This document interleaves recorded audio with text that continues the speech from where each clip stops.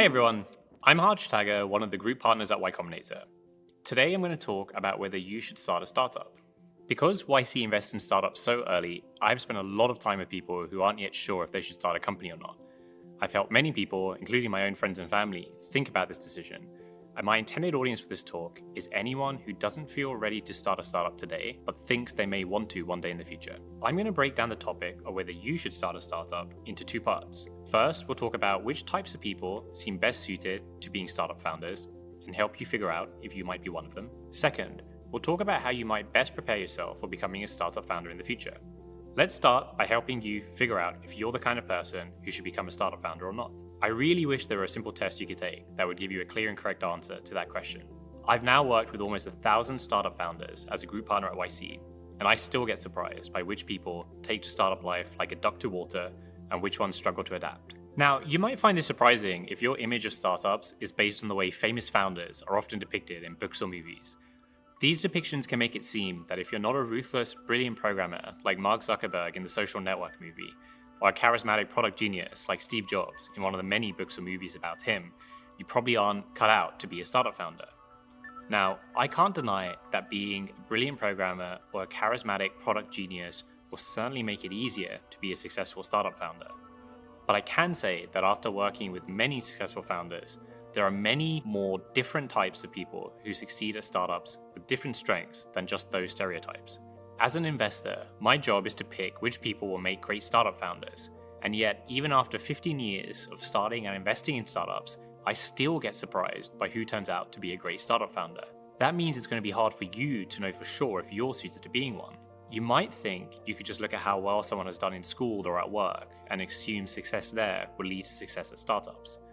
That's definitely what I thought when I first started working at YC in 2010 and began reading YC funding applications for the first time. After I started working with more startups though, I realized that these signals mattered much less than I'd expected they would. When you're working on a startup, you have to put in blood, sweat, and tears to convince even a single user to care about trying your product, let alone convincing the first 10 or 100. You have to push through a lot of rejection to get there.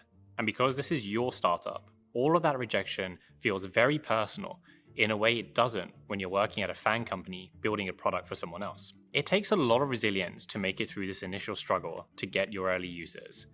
And that's the quality I think is most important for startup founders to have. Resilient people are suited to startups and should definitely become founders. But how do you know if you have enough resilience to be a startup founder? When I first started working at YC, I thought I could use confidence as a proxy for resilience. I'd assumed that if someone projected confidence, like speaking with conviction or being high energy, during our funding interviews, they were likely to be a resilient founder. The more founders I worked with though, the more I realized this was also wrong. It turned out that someone could appear very confident initially, but not be resilient when their startup hit roadblocks. Conversely, some of the quietest and least confident seeming founders at first turned out to be the most resilient founders I'd go on to work with, many eventually taking their companies public. This is Saji, the founder of Benchling. I met him when we funded Benchling in 2012. Benchling is now worth over $6 billion, and Saji has grown into a formidable founder and CEO. But I remember when we first interviewed him and his co-founder Corey. They were both softly spoken engineers, and we were all concerned they wouldn't be suited to working on Benchling, because Benchling's idea was to sell software to biotech companies and pharmaceutical companies to make money. And we weren't sure that they would be good at that kind of enterprise sales. This concern was shared by investors at Demo Day, who worried that they wouldn't be able to get those biotech or pharmaceutical companies to pay for the Benchling software, and Benchling struggled to raise very much seed funding at Demo Day. Sales did turn out to be a real struggle for Benchling. In fact, over a year after they'd graduated from YC, Benchling was still not making any revenue, though they did have some enthusiastic grad students as free users, and the product continued getting better. It took them almost another year, that's now 2 years after YC, to start doing sales and making any revenue. Now Benchling is on course to become a public company someday, and has many of the world's top biotech and pharmaceutical companies as customers. Looking back, I always had confidence that Saji was a good engineer, but I could not have predicted back when we funded him in 2012 that he would have the resilience to overcome that amount of rejection and transform himself into the leader of a company that took many years to become great at enterprise sales. But what I haven't shared with you are the stories of many other founders who seemed equally talented at first when we first funded their companies, but turned out not to have the same amount of resilience as these founders did. I've thought a lot about how to tell the difference between people who have this kind of startup resilience and those who don't. I've wondered if maybe having the right motivations or reasons to start a company mean you're more likely to have this special resilience. Over time though, I've decided that this also doesn't matter as much as I had thought. I think there are many perfectly legitimate motivations to start a company. For example, it's become popular to say that you shouldn't start a company just to make money. That's considered a somewhat flimsy motivation, but I actually think it's fine to start a startup to become rich. Startups are one of the few ways to make life-changing amounts of money in a relatively short period of time. If the desire to make money gets you started, then great, go for it. I also think that simply being curious about what it's like to found a startup is a fine initial motivation to start one. Actually doing a startup is the only way to know for sure if you'll enjoy it. The reason I have conviction that your initial motivations don't matter so much is that I've seen motivations change over time. I've seen founders who started out a company with a plan to sell it within a year, change their mind as they kept working in the company, and they're still working on that same startup a decade later, and it's now a public company. This means that your initial motivations to start a startup aren't as important as what those motivations might change into over time. In order to keep working on a startup and keep going through those dark periods that every startup experiences, you need enduring motivations. And I think the best ones are to be genuinely interested in the problem you're working on and love the people you're working with. We'll talk more about finding those later. So instead of introspecting too much on if you'll make a good startup founder, I'll offer some practical advice. If you are curious about what it'd be like to start a company, start by asking yourself, what do I have to lose? Now, I mean this question not as a rhetorical one, but as a very practical one. Figure out what the worst case scenario looks like if you started a startup and decide if you can live with that. It's probably going to take at least a year for you to have enough data to tell if the startup you're working on is promising enough to keep working on. In the worst case, you'll shut down the company without having earned much or any salary for that year. Can you live with that worst case? The calculus here is different for everyone. If you're about to graduate college, taking a year after graduating to work on a startup is not a big deal. Those job offers will still be waiting for you in a year. But if you've been a FANG employee for the past 9 years and you're in line for a big promotion this year, then maybe you stand to lose a lot by spending the next year working on a startup instead. Asking yourself if you can handle the worst case is the best way to know if you should start a startup. Be honest with yourself. If you can't actually handle the worst case, then your own constant anxiety will probably self-sabotage your startup efforts. When you're thinking about the worst case scenario of working on a startup, you should factor something else into the equation. You will learn a lot from starting a company. I don't think enough people factor in how valuable this learning is when they're doing their worst case scenario analysis. As a startup founder, you're responsible for making everything happen, and that means you get to do lots of different types of work. You'll have to do some amount of sales, product, and customer support all at once. This can be very clarifying in helping you figure out what type of work you enjoy and where you might want to focus your career, even if the startup doesn't work out. Some people start a company that doesn't work, and then they jump straight back into starting another one because they want to learn from their mistakes. Others decide they actually really enjoy specializing in doing one thing really well, and they join a company where they can do just that. The startup experience can really improve your career opportunities, even if the startup doesn't succeed. My second startup, TripleByte, used software to help companies identify and hire great people. I work with hundreds of employers as they search for the best talent, and I found that many of them were explicitly looking to hire people who had previous startup experience. They believed this showed evidence of being a self-starter and being able to take initiative and lead projects.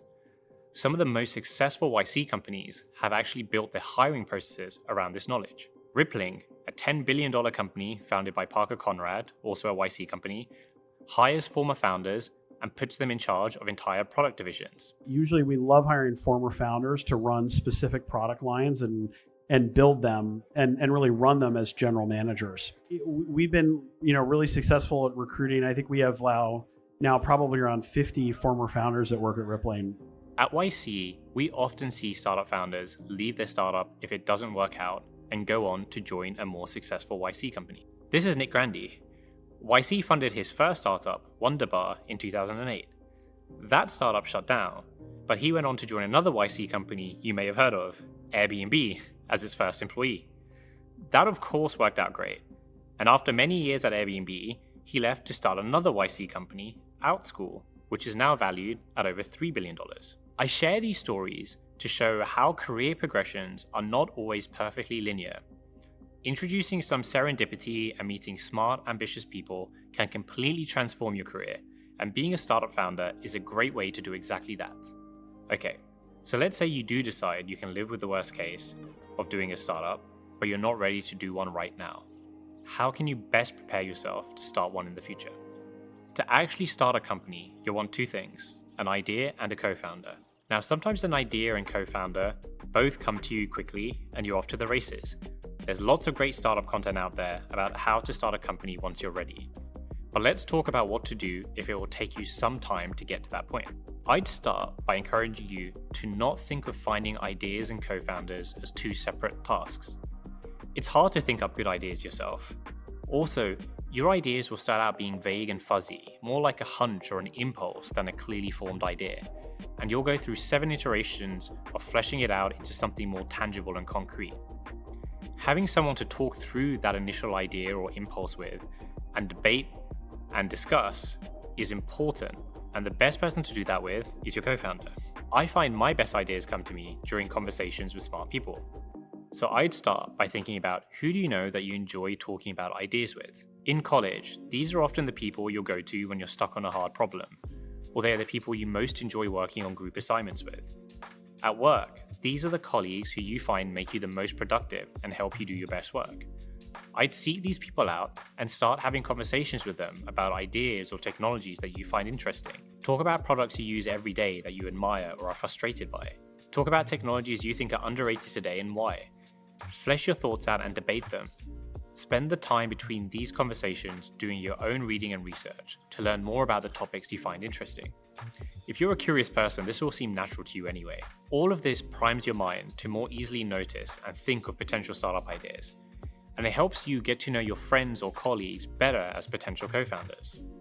If you're struggling to think of people you enjoy talking about ideas with, then you probably need to change your environment and meet some new people. If you really want to start a company one day, it's best to choose an environment where you will be around many people who might someday be your co-founder. I think the best environment for this is working at a startup. You both get to see how a startup works from the inside, and your colleagues will be less risk-averse than the average FANG employee. So if you're in college, I'd recommend finding a startup to work at after graduation. Or if you're at a FANG company now, think about leaving to join a startup as an intermediate step to starting your own someday. Once you're around smart people who you enjoy talking about ideas with, I'd recommend you start experimenting with turning these ideas into side projects. At some point during these conversations, you'll eventually say something like, it'd be cool if someone built X. And that's the moment to stop and think about how you could be the one to build X. Is there a simple first version you could build over a weekend? Or can you find other people who might be users and pitch them on the idea to see how they react? Keep pulling on this thread until you've come up with a plan to turn this idea into something real, however small it is. Right now, you're not trying to launch the next unicorn. You're just getting used to the experience of turning ideas into reality and experiencing the thrill of launching something. To turn your idea into something real, you'll need the skills to actually build them.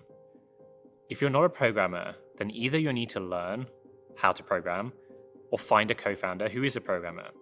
My advice, speaking from experience as someone who started his first startup without being able to code, is start learning to code. You only need to learn enough to build a version 1 of your ideas. Once you're around smart people and you're working on some side projects, how do you know when it's time to take the leap and quit your job to start a company? While it'd be great if one of your side projects started getting explosive traction and made the decision easy for you, you can't rely on that happening if you're serious about starting a company someday. Even if you launch your side projects and get some early users, the feedback you get will be mixed. It's not uncommon for the early users of any product to span the spectrum of being delighted, appalled, and indifferent towards a product. To judge how promising your side project is as a startup idea, I'd use some advice from my Y Combinator partner, Paul Buchheit. He says that it's better to make a product that a few people really love than one a lot of people are indifferent towards. If your side project elicits a deep reaction from someone, the kind where they can legitimately say they're doing something very differently as a result of your product existing, then you may be onto something. A single passionate user of a crude prototype that was hacked together in a weekend means so much more than a million signups on a waitlist for something that doesn't exist yet. My main advice to you would be to think less about how well your side projects are going and think more about how much you're enjoying the process of thinking up ideas and turning them into something real. Are you learning new things and finding yourself energized? Contrast this feeling with your day job. If you find your job is draining, but you have energy to work on your side projects on evenings and weekends, that's a sign it may be time to quit and work on your own ideas. Pay particular attention to how much you enjoy working with your side project collaborators. If you enjoy working with them and you both want to be startup founders, recognize how rare that is. Having a great co-founder who wants to do a startup is a fantastic reason to quit and start one. To finish, my advice is 1. Don't worry too much about your initial motivations or reasons to start a company. Those can change over time. Simply being curious about the experience of starting a startup is enough to get going. Think about the worst case scenario if you did start a company and be sure you can live with that. If you don't yet have an idea or co-founder, start looking around for smart people to talk about ideas with and launch some side projects with. Actually launch those side projects, however small, to get the experience of turning ideas into reality. And if you find someone you really enjoy working on side projects with, and you both want to start a company, make the jump. I really hope you do, and I hope we get to work together at Y Combinator someday. Thanks so much.